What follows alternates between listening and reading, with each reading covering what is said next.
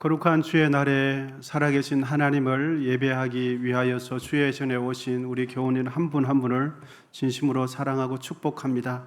우리 하나님 말씀 나누기 전에 좌우에 계신 분들 마음을 열어서 축복하고 하나님 말씀을 듣기를 원합니다. 사랑합니다. 축복합니다. 은혜로운 주일 되십시오.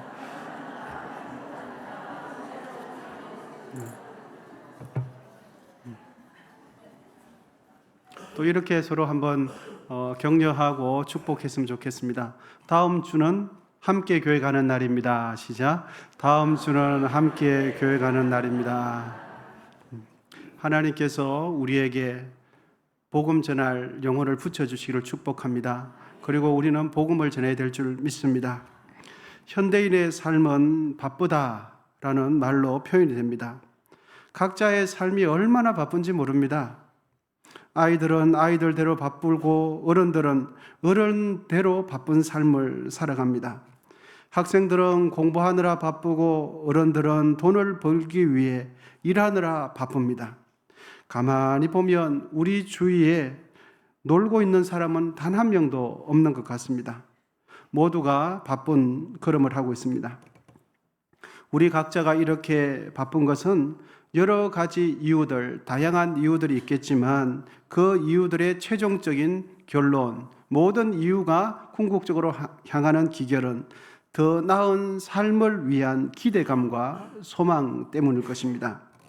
학생이 공부하는 것도, 직장인들이 아침 일찍부터 일어나 부지런히 출근하는 것도 더 나은 삶을 소망하고 기대하고 꿈꾸기 때문입니다. 만일 열심히 공부하고 병이 생길 정도로 노동을 해도 나아질 희망이 없다면 우리는 애써 수고하지 않을 것이 분명합니다. 그런데 여러분, 정신없이 바쁘게 살아가는 만큼 우리의 삶이 실제적으로 더 나아지고 있습니까? 바쁜 만큼, 힘든 만큼, 수고하는 만큼 우리의 삶은 더 행복해졌습니까? 오늘 본문에도 무엇인가를 끊임없이 추구하며 수고하는 삶을 살지만 허무함으로 끝나는 우리의 인생을 되돌아보게 하는 귀한 말씀이 본문에 기록되어 있습니다. 여러분, 본문 2절인데요. 다 같이 한번 읽어보시면 좋겠습니다. 시작. 너희가 어찌하여 양식이 아닌 것을 위하여 언을 달아주며 배부르게 하지 못할 것을 위하여 수고하느냐. 내게 듣고 들을지어다.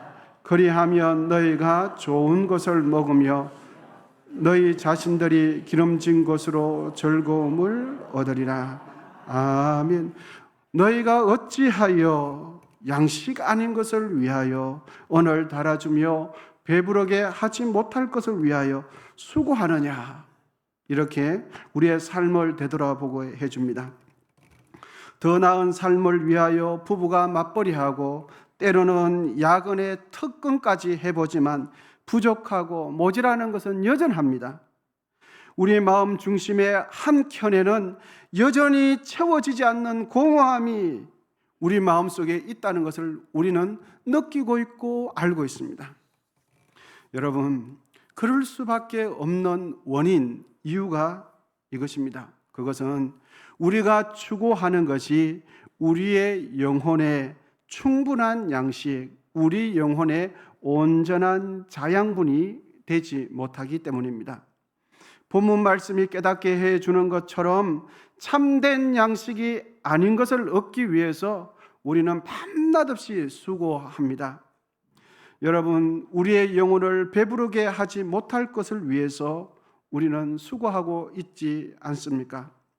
사람은 동물과 달리 육체의 것이 채워진다고 하여서 만족을 누리는 존재가 아닙니다.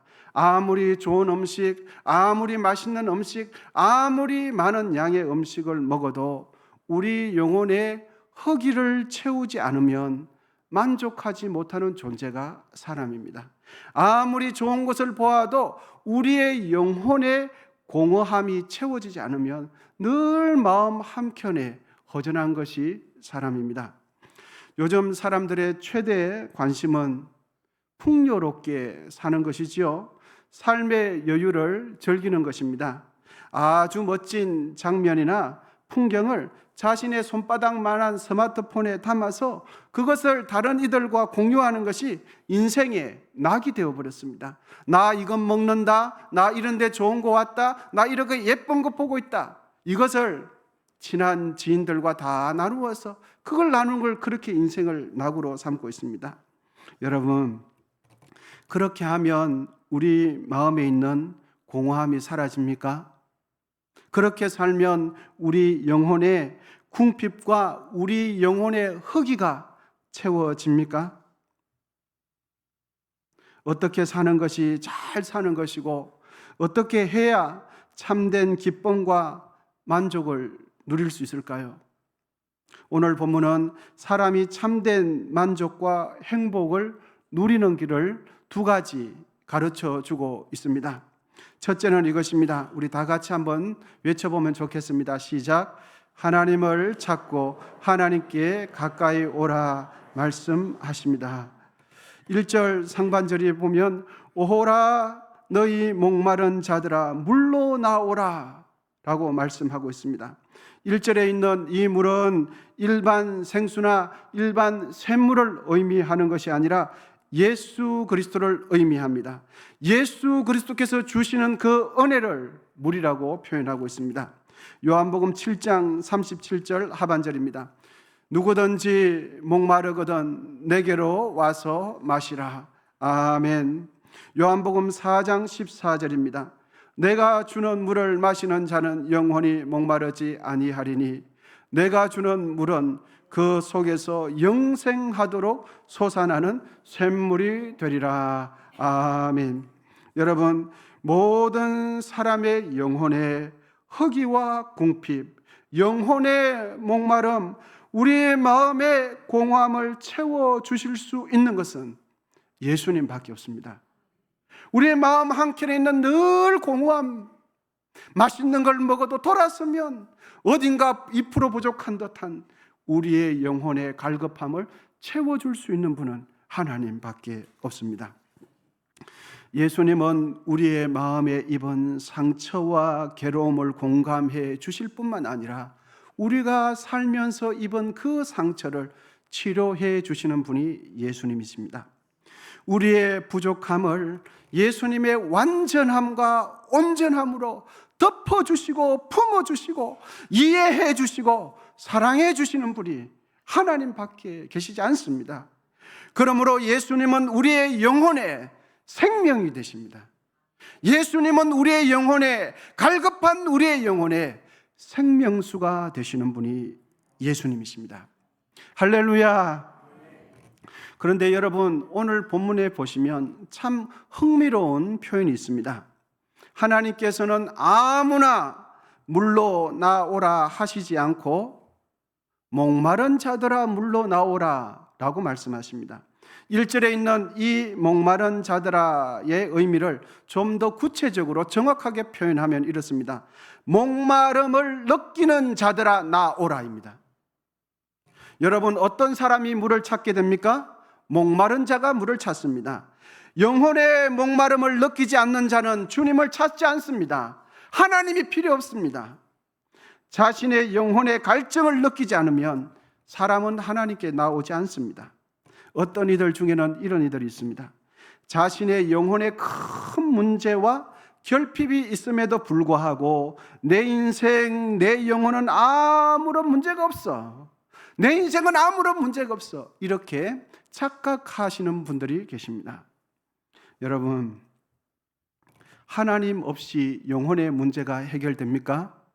예수 그리스도 피보혈 없이 제3의 문제가 해결됩니까? 제3 해결됨 없이 내세의 문제가 해결됩니까? 그런데도 영적으로 무지한 분들께서는 내 영혼 편안해, 아무 문제 없어, 이렇게 말합니다. 하나님께서 사람을 부르시고 초대할 때 무턱대고 부르시는 것 같지만 그렇지 않습니다. 영혼의 목마름을 느끼는 자를 부르십니다. 삶의 이런저런 문제로 인해 하나님의 필요성을 느끼는 그분을 부르세요. 하나님을 인정하는 자를 부르십니다. 왜냐하면 목마름을 느끼지 않는 자는 물을 원치도 않고 물을 주어도 물을 거절하기 때문입니다. 내 영혼이 목마름을 전혀 느끼지 못하는데 물을 준들 무슨 소용이 있겠습니까? 말씀의 중요성, 기도의 중요성, 교회의 중요성, 주의 날에는 하나님을 예배하는 이 소중한 일을, 하나님의 필요성을 느끼지 못하는 자들은 이 예배를 드리지 않습니다. 여러분, 그러므로 영적인 갈급함을 느끼는 것은 은혜이고 축복입니다. 내 영혼이 부족할, 내 영혼의 갈급함을 느끼는 것은 하나님께서 우리를 부르시는 하나님의 사인입니다. 영혼의 갈급함, 영혼의 허기짐, 마음의 공허함을 느끼는 것은 하나님께서 하나님을 가까이 하라고 사람에게 보내는 생명의 신호가 영혼의 갈급함입니다. 할렐루야. 여러분, 건강상의 문제, 경제적인 문제, 자녀의 문제, 이런저런 문제가 있을 때마다 내 마음에 한켠에 채워지지 않는 그 공허함이 있을 때마다 하나님을 찾게 되시기를 축복합니다. 그럴 때마다 하나님을 가까이 하게 되시기를 바랍니다. 내 마음의 공허함은 하나님께서 나를 부르시는 하나님의 생명 신호입니다. 이 생명 신호를 외면하지 마시고 거절하지 않게 되시기를 축복합니다. 우리의 인생에 참된 행복과 만족을 주는 두 번째 내용을 본문이 기록해 주고 있습니다. 우리 둘째 같이 한번 읽으시면 좋겠습니다. 시작. 하나님의 도우심을 구하라 말씀하십니다. 아멘. 본문 1절 하반절입니다. 돈 없는 자도 오라. 너희는 와서 사 먹되 돈 없이 값 없이 와서 포도주와 젖을 사라. 아멘.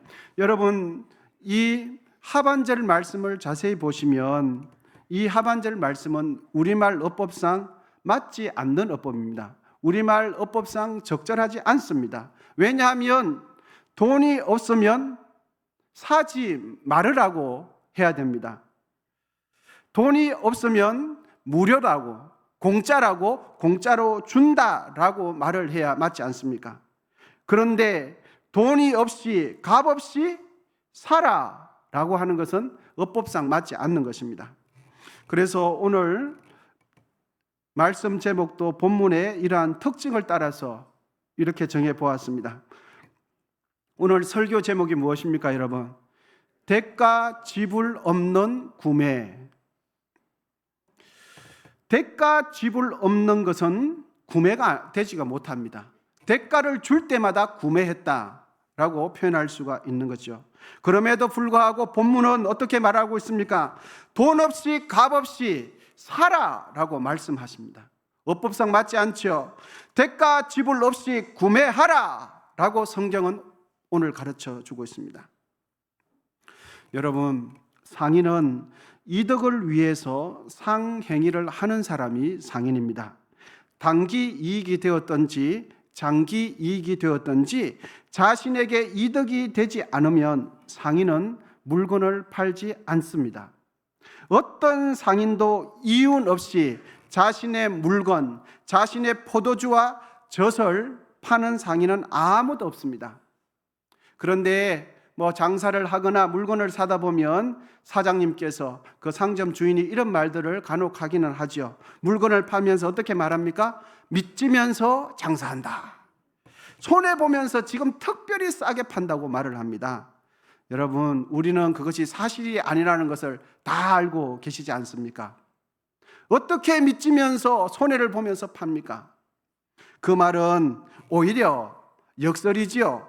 더 많이 팔아서 더 많은 유인을 얻고자 하는 자신의 장사 속에서 하는 말이라는 것을 우리는 다 알고 있습니다. 그런데 여러분, 오늘 본문에서 하시는 말씀은 장사 속에서 하는 말이 아니라 진실로 하시는 말씀인 것을 믿으시기를 축복합니다. 여러분, 어떻게 대가를 주지 않는데 사라? 대가를 지불하지 않으면서 어떻게 사는 것이 가능할까 하는 것입니다. 돈 없이 값 없이 포도주와 젖을 구매하는 것, 이런 경우 세 가지면 이 말이 맞습니다. 세 가지 경우는 이렇습니다. 첫째, 나에게 제공된 것이 너무 귀중해서 가격을 매길 수 없을 때. 두 번째로는 나에게 전달되기는 했지만 내가 지불할 능력이 없을 때.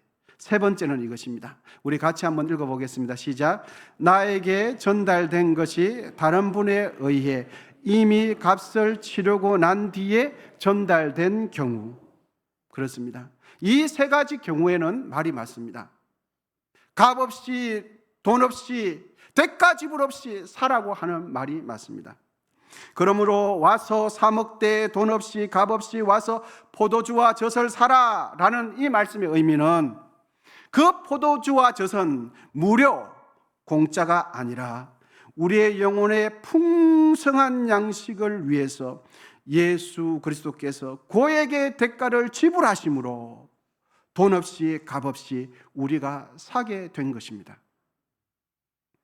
베드로전서 1장 18절에서 19절입니다. 너희가 알거니와 너희 조상이 물려준 헛된 행실에서 대속함을 받은 것은 은이나 금같이 없어질 것으로 된 것이 아니요. 19절 우리 같이 읽도록 하겠습니다. 시작. 오직 흠없고 점없는 어린 양 같은 보배로운 피로 된 것이니라. 아멘. 할렐루야. 여러분, 값없이 돈 없이 포도주와 젖을 사라 라는 이 말씀의 의미가 그렇습니다. 하나님께서 주시는 은혜를 받게 되고 천국을 선물로 받게 된 것은 예수 그리스도의 십자가 죽음, 고액의 대가를 치러 주심으로 인해서 우리가 값없이, 대가 지불 없이 포도주와 젖을 사게 된 것입니다. 우리 모두 잊지 않으셨으면 좋겠습니다. 이 세상의 것들은 우리의 영혼의 양식이 되지 못합니다. 세상의 물질과 명예는 우리의 육신의 생명을 일시적으로만 지탱해 줄 뿐입니다.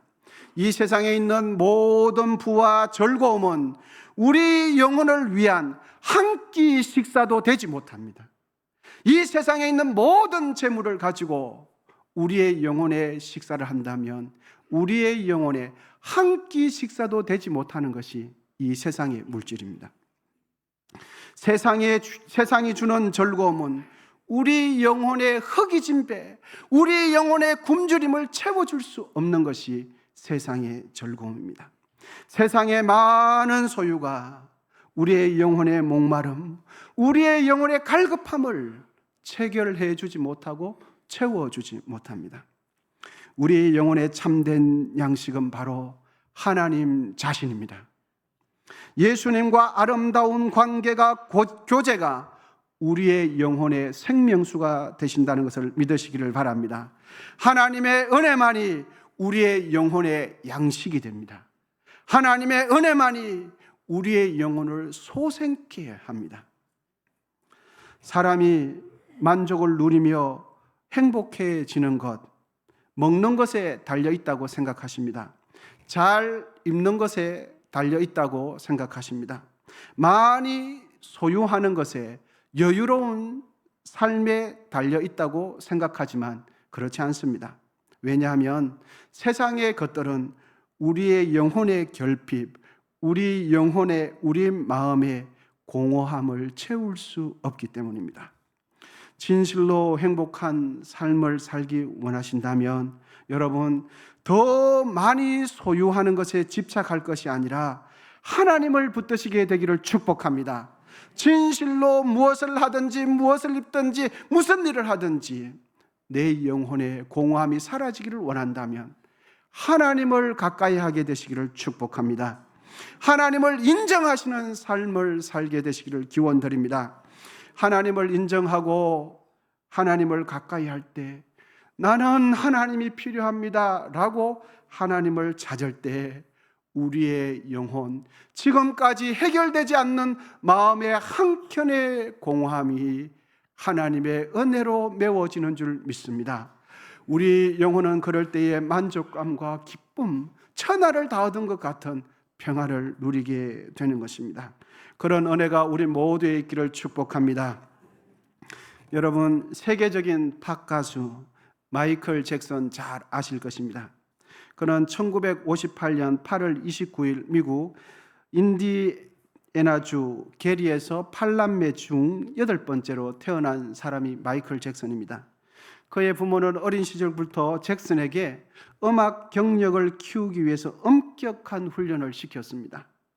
1964년 잭슨은 형제들과 함께 잭슨5라는 그룹을 결성하고 지역 음악 경연대회에서 참가하면서 우승을 하게 되어집니다. 그때부터 잭슨은 어린 나이에 스타로 등극하게 됩니다.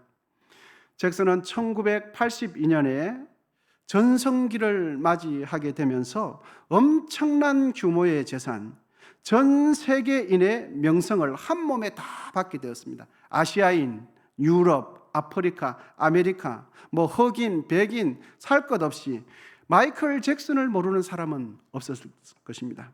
그런데 이 잭슨이 2009년 6월 25일 만 50세 되는 나이에 죽음을 맞이하게 되었습니다.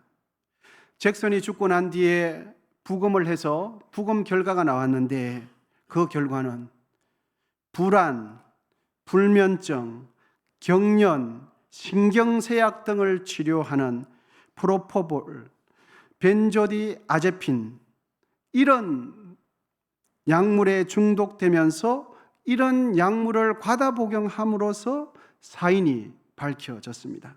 부검을 해보니까 알 수 없는 약으로 그의 몸이 가득 차 있었다는 거예요. 잭슨에게는 엄청난 재산이 있었습니다. 잭슨에게는 엄청난 명성이 있었습니다. 그가 무대에 한번 서기만 하면 수천만 명이 열광하면서 실신하는 사람들이 수십 명이 있었습니다. 그럼에도 불구하고 이 마이클 잭슨은 늘 불안했고 늘 초조한 삶을 살았습니다. 그는 춤추며 노래하며 댄싱을 하고 있지만 그의 마음은 채워지지 않는 공허함으로 가득 있었습니다. 남몰래 독극물을 마시며 남몰래 불안과 초조를 위해서 전문 의사들이 사용하는 그 독극물 같은 것을 수시로 먹었던 것입니다. 여러분, 무엇이 우리에게 참 만족과 기쁨을 줄 수 있다고 생각하십니까? 우리는 무엇을 얻기 위해 지금 밤낮 없이 분주한 삶을, 그러한 생활을 하고 계십니까?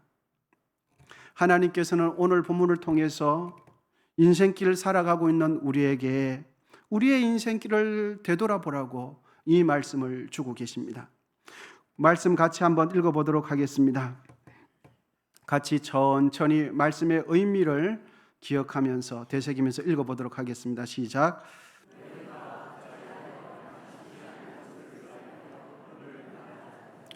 배부르게 하지 못할 것을 위하여 수고하느냐? 너희 모든 목마른 자들아 물로 나오라. 돈 없는 자도 오라. 너희는 와서 사 먹되 돈 없이 값 없이 와서 포도주와 젖을 사라. 아멘. 인생길을 가고 있는 우리 모두에게 하나님께서 다시 한번 우리의 인생을 되돌아보라고 하나님께서 이 말씀을 주십니다. 우리의 인생, 우리의 마음과 영혼에 참 만족을 주실 수 있는 분은 하나님 자신밖에 계시지 않습니다. 하나님의 은혜가 우리 영혼에 채워질 때 우리는 이 세상에서 가장 행복한 자가 될 줄 믿습니다. 한 가지 예화를 전해드리고 말씀을 마무리하도록 하겠습니다. 인도네시아에서 원목을 벌목하기 위해서 일꾼을 모집했다고 합니다. 많은 임금을 준다고 해도 사람들은 별 관심을 보이지 않았습니다. 그러자 그 업주는 신나게 달리는 오토바이를 보여주면서 월급으로 이거를 주겠다라고 했습니다. 그러자 사람들은 오토바이를 보면서 앞을 다투어 지원하였고 벌목을 도와준 결과 자신들이 원하는 오토바이를 타게 되었다고 합니다. 그런데 기름이 문제였습니다. 사람들은 오토바이 기름을 채우기 위해서 또다시 일을 해야만 했습니다. 그러다가 더 좋은 오토바이를 타기 위해서 더 많은 일을 해야만 했습니다. 그런데 사람들은 더 좋은 오토바이를 타기는 했지만 그 이전보다 삶의 여유는 전혀 없었습니다. 왜냐하면 오토바이를 타고 더 빨리 출근하고 오토바이를 타고 퇴근하면서 더 바쁜 삶만 살아갈 뿐이었습니다. 여러분, 우리는 지금 무엇을 얻기 위해서 우리의 인생을 이렇게 바쁘게 편안하게 숨 한 번 쉴 정도로 그런 여유도 가지지 못하고 무엇을 위해서 이렇게 바쁘고 살아가십니까? 잘 보이는 오토바이, 빨리 달리는 그 오토바이를 타고 소유해서 무엇을 어떻게 하려고 하십니까? 매일 분주한 삶을 살아가는 우리는 어떻게 인생을 살아가는 것이 가장 의미 있고 가장 보람된 삶을 살아가는 걸까요?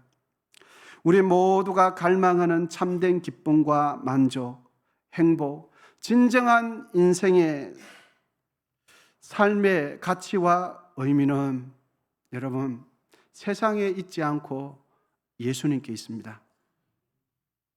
더 많이 소유하는 것에 있지 않고 하나님께 있습니다. 그러므로 하나님을 가까이 하시고 하나님과 함께 우리의 인생을 살아가게 되시기를 축복합니다. 기도하겠습니다. 하나님 아버지 감사합니다. 말씀을 통해 우리의 인생에 있어 하나님이 어떤 존재가 되시는지 다시 한 번 더 깨닫게 해주시니 감사합니다. 재물을 쫓는 분주한 삶이 아니라 하나님을 경외하는 신실한 삶을 살게 하옵소서. 하나님을 경외할 때의 마음의 공허함과 우리 영혼의 갈급함과 결핍이 완전히 해결될 줄 믿습니다. 하나님을 더 가까이 하는 삶을 살게 도와 주시옵소서. 예수님의 이름으로 기도하옵나이다. 아멘.